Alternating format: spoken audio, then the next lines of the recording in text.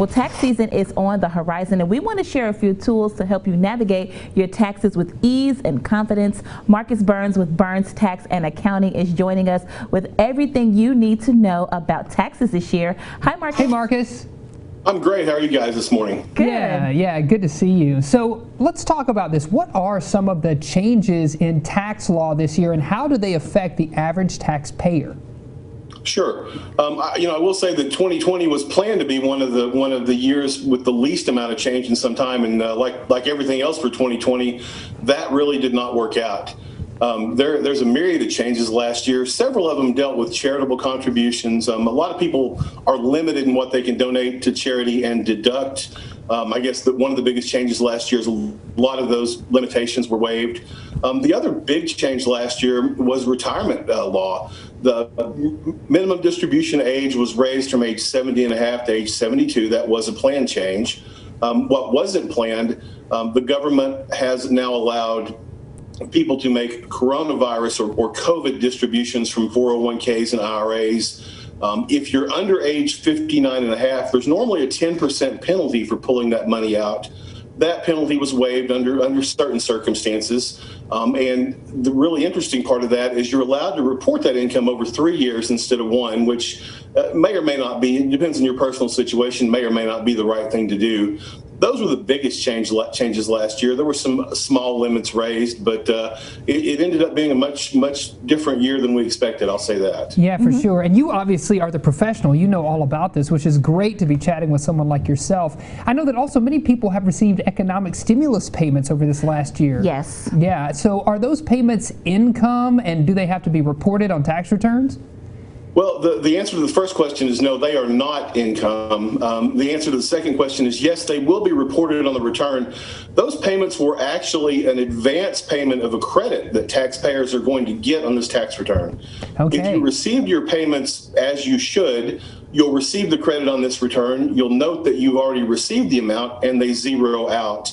If you didn't receive the correct amount of credit, then there are some things we can do on this tax return that will essentially get your economic stimulus payment in your hands through your 2020 tax filing. Yeah, that's great.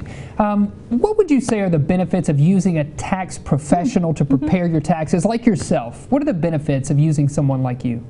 Sure. Well, the first obvious one is there are often times that we can find deductions that you can't.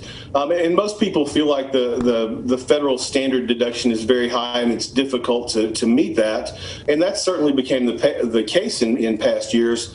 But there are thousands of deductions out there, and the state tax return is a little unique in Arkansas. A lot of the deductions that were taken out of law in 2018 by the Tax Cut and Jobs Act did not apply to the state of Arkansas. And so without a professional tax preparer to kind of guide you through that, it becomes difficult to know what you can do for the federal, which has been greatly simplified, versus what you can do for the state. Beyond that, I would say just establishing a relationship with a tax preparer is a good thing to do.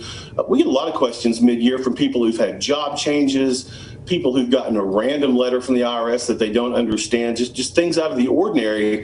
And if you come to a tax preparer for help and we don't know you, we have no history about you, it's very difficult. We have to spend some time learning your tax situation, because what applies to taxpayer A and taxpayer B may be completely different. And so we have to get to know you for knowledge, which takes quite a bit of time. Our average cost, and there are some really good tax preparers in Northwest Arkansas.